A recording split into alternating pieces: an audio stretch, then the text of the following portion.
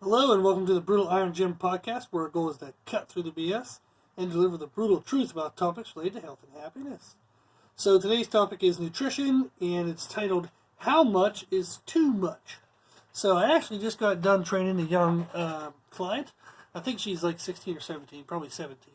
And she comes into the gym just learning about proper nutrition, learning about proper training, how to kind of balance the emotional, mental, all those effects of aesthetics and nutrition for a healthier, happier life. So at 17, she's already found out that she likes the ability of physical exercise to control her kind of stress in life, control her emotions, kind of be her outlet. It's her me time, it's her alone time. It's the time where she kind of recharges herself.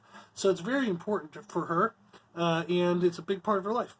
So very often throughout our training, we'll have discussions on any questions she wants to ask me. So it's kind of fun because it can be completely random. So we kind of use it as a learning experience.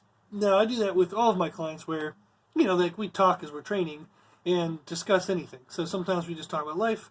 Sometimes we'll talk about things that they're experiencing or confused about with nutrition or training or something in their progress. But we always have conversations. We always try to learn.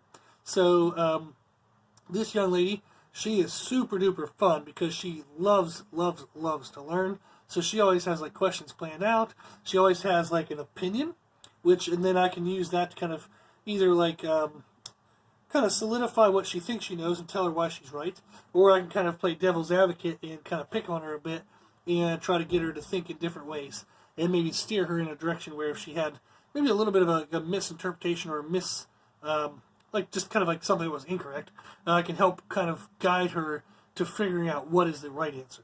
So rather than just giving her the answer, I give her all the steps to get to the right answer. I absolutely love that. That's one of my favorite things about personal training is the teaching aspect of it.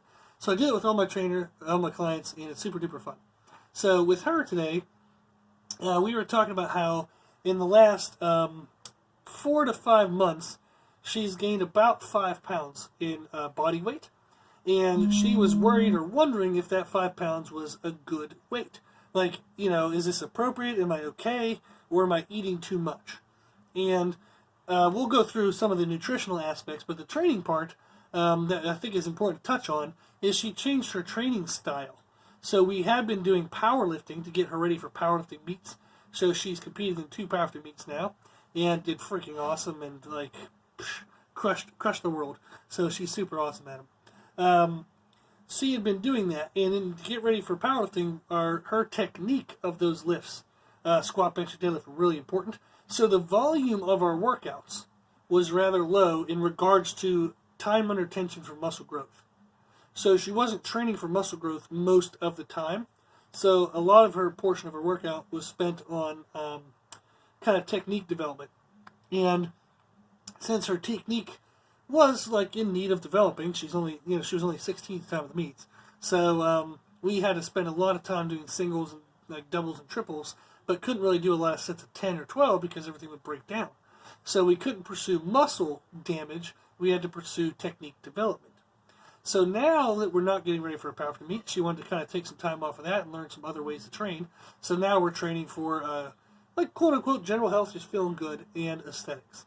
So that involves a lot more of time under tension that relates to muscle growth. So part of her 5 pound weight gain in the last 4 months has been just muscle growth. And at her age and being so new to lifting, she's going to get a very big response. So it is likely that more of that 5 pounds is muscle than somebody who, say, is 30 or 40 years old trying to take this on, or somebody who's been training for a while and they're kind of already accustomed to that style of training. Their progress is going to be a little slower. So what she wanted to know was, is that 5 pounds good? So is that an okay amount of weight for me to gain? And she knows that how much she eats relates to her body weight. So if she eats too much, she'll gain weight and body fat. But she also understands that she needs to eat enough to build muscle. So she was worried, am I eating enough to build muscle, or am I eating too much and just getting fat? So that's, I think, a very common question for people. Like, we have that uncertainty to where, this is going to sound funny, and this is what her and I laughed about, was everything in your life that you're measuring and paying attention to tells you the good stuff. Like, yes, I'm getting better in the gym. I look better in the mirror, but the scale is going up. But I do want to build muscle, so it should go up. But how much up is too much up, and how much up is not enough up? So I don't know if I'm doing everything right. So she kind of felt confused, wasn't sure. So I wanted to give her some parameters in which that she could kind of quantify what was happening and have her better confidence level over what was happening was the right thing. And that is overwhelmingly an issue that a lot of people struggle with is, I'm doing the right thing, but is it working the way it should? And a lot of people have, everything they're doing is right, but they have this sense of worry or concern over essentially nothing, in the sense to where, like, the worry or the concern is reasonable in the sense that they want to be making the correct amount of progress, but all the data tells them they are, but yet they still have this worry or concern. Well, what the hell? That's not very fun to live with that stress or live with that unknown, and it's going to make you more susceptible to getting off course, because you're going to hear something that sounds really good, and you're like, well, I don't really know if what I'm doing is right, so maybe I'll try that new thing. Whereas if we get the confidence to know that what we're doing is right, we'll go, oh, that new thing sounds cool, but hey, I already know this is working, so I'm just going to stay with this. So how do we know, kind of be confident with what we're doing? How do we avoid kind of the bouncing around from thing to thing to thing and not really making great progress because we're always changing what the hell we're doing? So let's go through that right now, and I'll give you the answer that I gave her. So hopefully you guys can use this, and you'll know if you're on the right track, okay? So the first thing we have to do is we have to have a marker of performance. So if you are, we're going to do this assuming that you're trying to eat healthy and you exercise on a regular basis, okay? So if you don't do either one of those, this is still a very important podcast for you to listen to. Just start exercising and start eating right. So if you don't do either one of those right yet, start now. And when you do start, you'll have the information of today's podcast to help you know how to start in the right direction. So we have to have a marker of performance, and this can be anything related to how we train. So what do I want to get better at? So if I want to get stronger, I want to measure something that measures my strength. If I want to get bigger muscles, I want to measure something that gives me bigger muscles. If I want to get better cardiovascular endurance or muscular endurance, I want to measure those. So we have done a podcast in the past talking about rep ranges and what results you should expect for them. So let me hurry up and look up like which podcast that was. So it would be podcast number 214, Training, Understanding Rep Ranges and Expected Results. So the reason why that will be important to know is if I expect strength, I have to train in the rep ranges related to strength. If I expect muscle mass, I have to train in the rep ranges that would get me muscle mass. So if we say you have to have a marker of performance and you're going, well, I don't know what to do, listen to that podcast. And again, that was podcast number 214. And that will tell you if what you're doing, what you're measuring is the right thing. So for example, if I want to measure that I'm getting bigger muscles, but I'm using a 1 rep max on a squat to do that, that's incorrect. So 1 rep max on a squat is a marker of strength, not a marker of muscle mass. Okay? Now, if I want to say, I want to get muscle tissue. So I'm like, okay, I want to build my booty, for example. So you want to measure things that are of the time under tension that builds muscle tissue, which is going to be, again, listen to that podcast and you'll find out, but it's going to be things around like roughly 30 seconds of time under tension. So you'll have an exercise that involves your glutes, and you'll measure it for time under tension of around 30 seconds. So let's say for you that ends up being a set of squats, and we'll say it's 8 reps. So you might find, okay, if I do 8 reps of squats, it takes around 30 seconds for me. So I'm going to measure that and see if I can get better at that over time. Now, we have podcast number 70 that explains how to make sure you make progress. So now that you know what you want to measure, okay, as your performance marker, you want to then know how to measure it. How do I get progress out of it? And that would be podcast number 70. And that talks about how to manage trying to get extra weight every time you test it, how to get extra reps, maybe how to shorten your rest periods, maybe how to do extra sets. So how do you mark or how do you measure progress? So listen to podcast number 70 and that'll explain it. So that's the first thing we have to do. We have to have a marker of performance. So if I want to get bigger muscles, I have to do stuff, mark stuff that measure stuff that gives me bigger muscles. And again, that's stuff around like say 30 seconds of time under tension. So maybe I'll have an exercise for my chest muscles, like a pushing exercise, like dumbbell presses. Then I'll have a pulling exercise, like maybe like cable rows. And then I'll have lower body, like maybe even leg press. So that kind of covers generally all the muscles in the body. And if all three of those exercises are progressing over time, then I know my performance is moving up. So performance measures, in general, strength and muscle mass. So it's going to say, okay, no matter what I'm doing with my food, this is going to tell me that I am eating enough that I am getting better in strength over time, I'm getting better in muscle mass over time, and generally if we're getting better at performance, we tend to be looking better, feeling better, everything's going better. So marker of performance is a way to measure our strength and our muscle mass, and just generally, are we building our body? Are we improving our body? Or are we eating so little that our body is being torn down? So you don't really know that by just calories alone or scale alone. You have to have a measure of progress in terms of performance. Okay? So you have to have a marker of performance. So go listen to podcast number 214. That'll tell you what to measure. Then listen to podcast number 70, and that'll tell you how to measure it. Cool. Okay, so that's the first thing. It's only one component. That's the first component.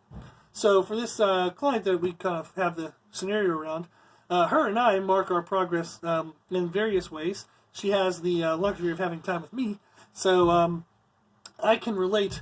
You know, one day maybe we'll do some sets of 10s on deadlifts. Maybe like 2 or 3 weeks later we'll do some sets of 10s on squats.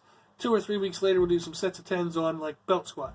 2 or 3 weeks later we do some sets of 10 on hack squat. And I have an idea of how those relate to each other. So she doesn't actually have to measure the exact same exercise all the time, because I know how to relate different exercises and forms of progression on those exercises.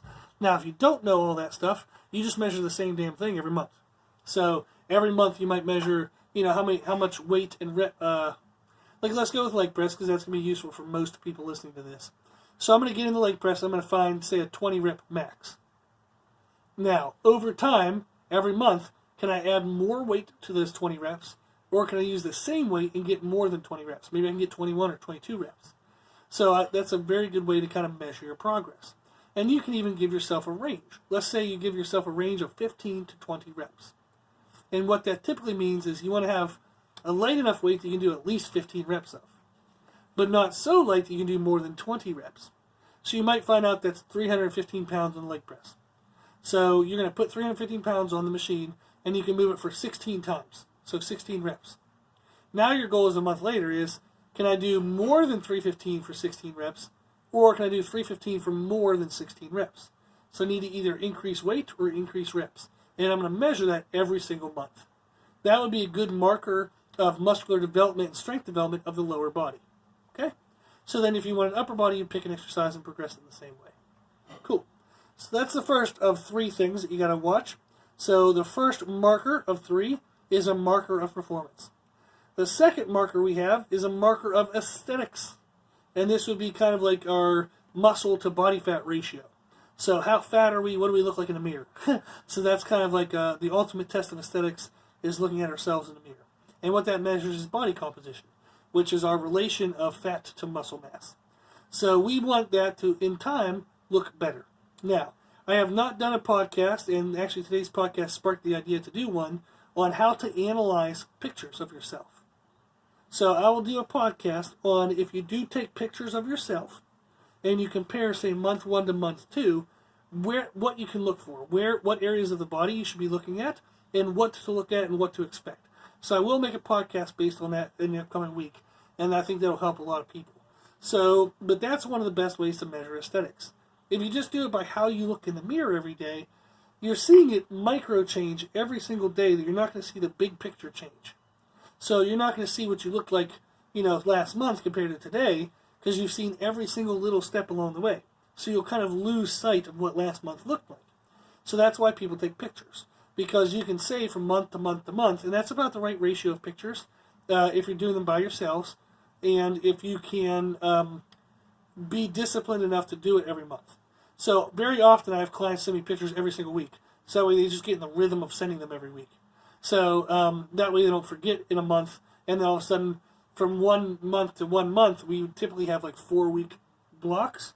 All of a sudden they'll forget, and then we have a 5-week block. Or they forget really a lot, and it ends up being another 2 weeks till they get them to me, and then it's 6 weeks. Well, you can't compare pictures previously at 4-week intervals to a picture of 6-week interval, because you now had 2 extra weeks, and maybe those results are going to look more drastic when they really weren't if you'd have actually had the picture at 4 weeks. So I have clients take them every single week, but we don't really expect to see results every week. We actually compare the photos in 4 or more week blocks. So we might compare week 1 to week 8, or week 8 to week 16, to see which first 8 weeks, like the first 8 weeks, were they better, and do we make more progress than the second 8 weeks? Because maybe during the second 8 weeks we changed our diet, we changed our training.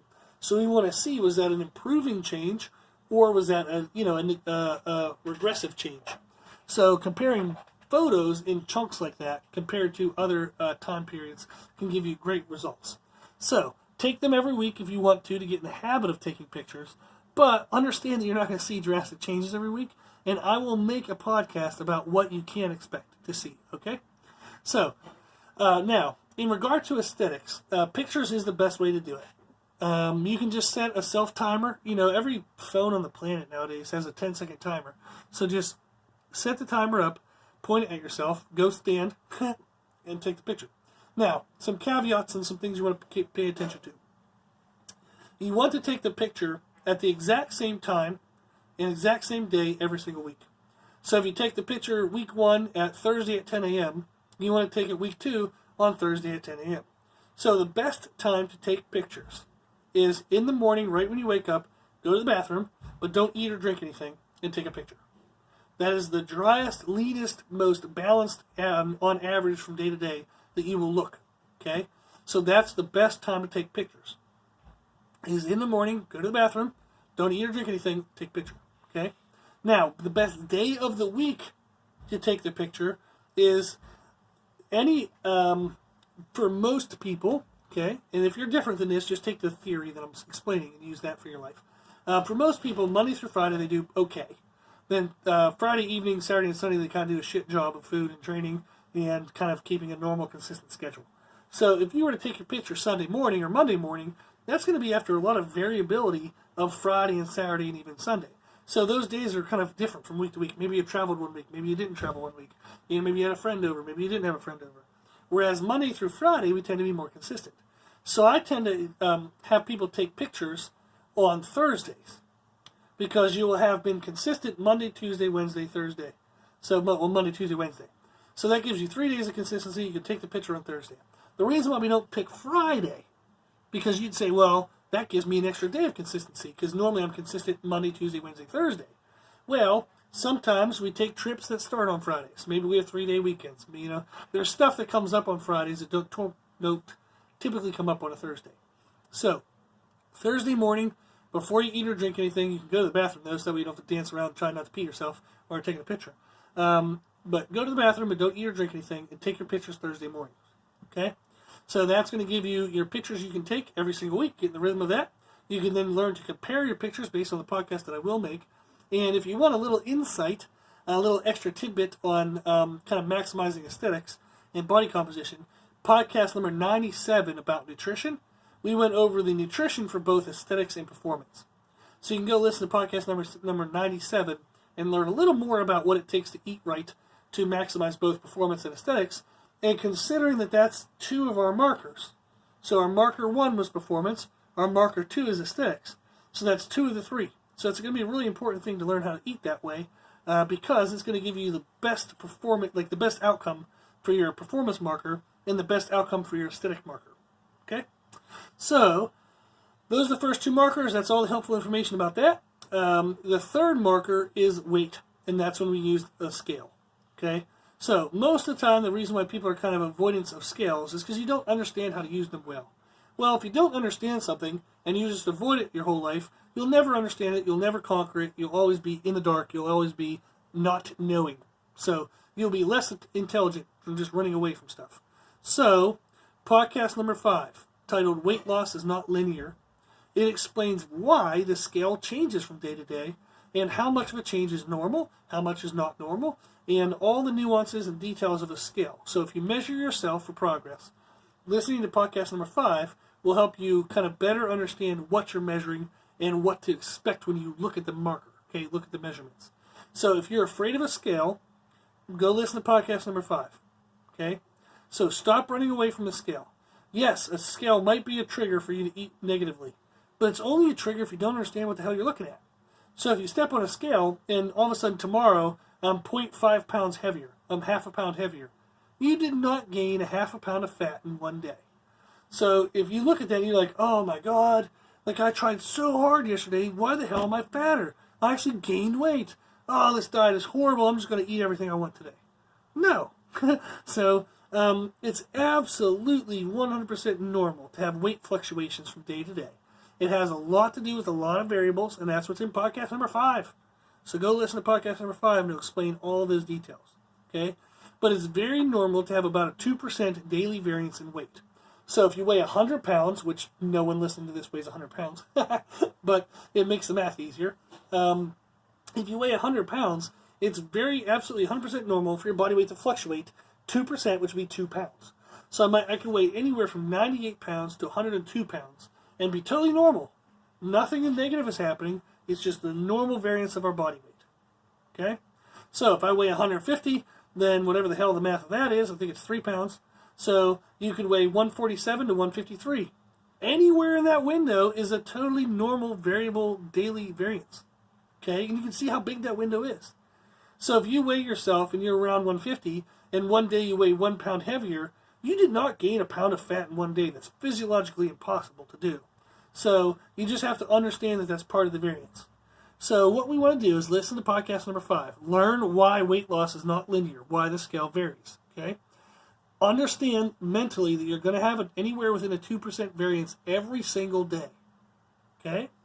Now, how we handle this is learning that we do measure our body weight frequently. You can measure every day if you want to, or you can measure twice a week. That's the minimalist amount that I would actually recommend you to measure. We'll get why to that in a second here. But what you want to do is you measure yourself, and then you don't compare day to day. You compare like week by week or month by month. You look at the bigger picture of weight change. So you want to look at weight change in trending numbers. So what happened from week 1 to 2 to 3 to 4. Not what happened from day 1 to day 2. That's too small, absolutely too narrow of a scope to really know what's going on because of that 2% variance. So that could be anything that happens from one day to the next, and you don't have an idea of what's going on in the bigger picture. So you have to look at the bigger picture, which is weeks by weeks. Okay? So from week 1, 2, 3, 4, so within those first 4 weeks, I went down a half a pound.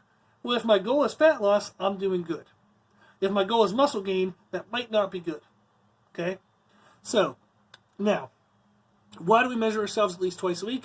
Because one marker point, since we know that weight can variance 2% per day, if I weighed myself every Thursday, the same day I took my pictures, well then how do I know that this Thursday compared to last Thursday, whether I'm within that 2% variance or not? So the more markers, like the more measurements we take, the more we can see a universal trending thing outside of that 2% variance.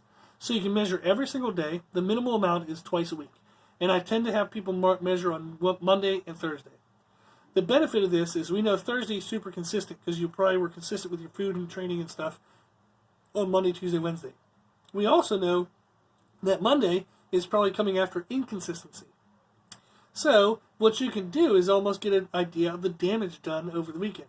So what you weigh on Thursday, all of a sudden you go through the weekend and what you weigh on Monday tells you how harsh that weekend was for you. So if you gained 3 pounds from Thursday to Monday, that's a little bit of a worry, okay? Because that's a big change.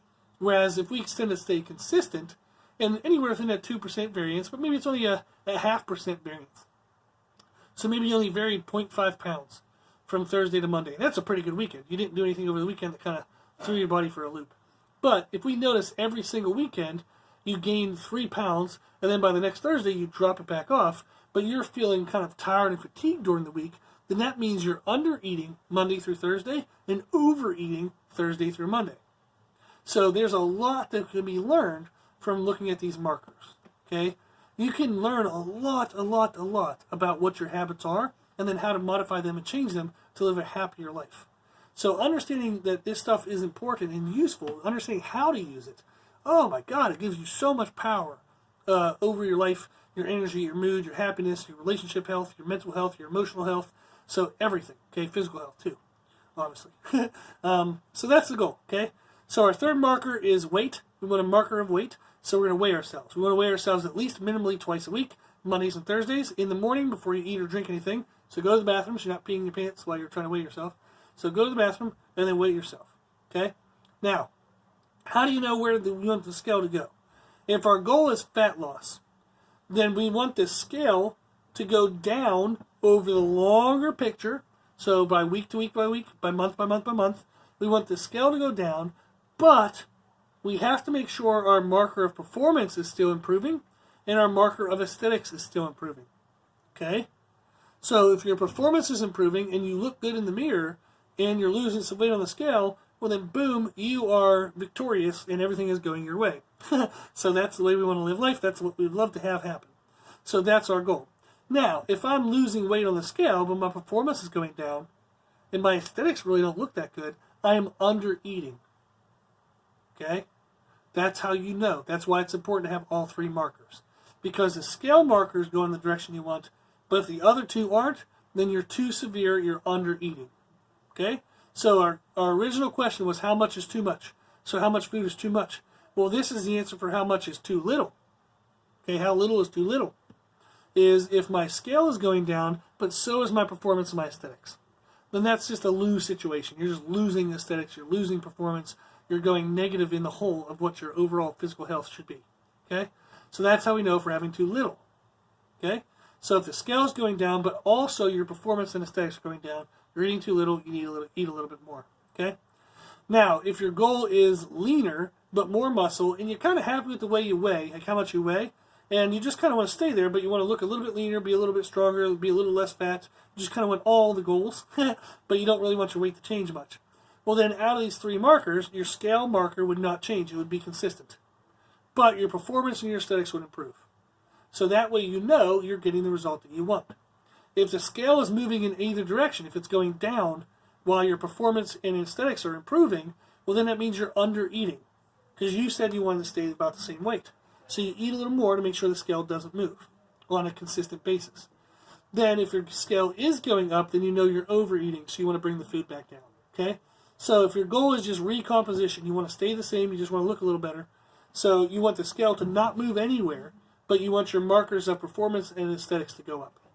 Now, if your goal is muscle gain and you want to get bigger, okay? So maybe you're like kind of skinny, scrawny, and you want to build some size, even if you gain a little bit of fat, you're okay with that, okay? Then you want that scale to be going up, as well as your performance and your aesthetics going up. So if the scale is going up, your performance is going up, but your aesthetics looks worse, you look like a fat marshmallow, then you're probably overeating. So that was most of my 20s. So that's what you want to balance, is you want to have your aesthetics be improving to where you can tell you're building muscle, you can tell you're getting thickness in some areas, but you're not getting fat around the belly, your clothes aren't getting too tight. So we haven't even talked about clothes in terms of how that can help measure aesthetics. But I wanted to kind of stay with more concrete things, like a picture. A picture tells the truest story. Clothes tell a story close to the truth. Okay? So let's stay with the truest of true things. Now, if strength is your goal, you want to get stronger. All of these things, whether you're getting fat loss, whether you're staying the same and getting leaner and building more muscle, or whether you're gaining weight, all of those allow you to get stronger. So strength is inherent among all these. As long as your performance marker is going up, if your performance marker measures strength, okay, so make sure you listen to podcast number 214 and make sure that what you're measuring relates to strength.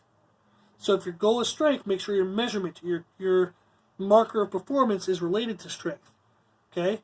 If that is improving, then you can pick anything you want. You can have your body weight go down, you can have your body weight stay the same, you can have your body weight go up. So if you're in any kind of sport where you have to pay attention to weight classes, you can keep your weight under a weight class, or you can try to bulk up and move to the next weight class. But that can all happen independent of your strength improving. Your strength will always improve if you take care of everything else. Then you get to choose what you want to do with your body along the way. Okay? So, this was the short version.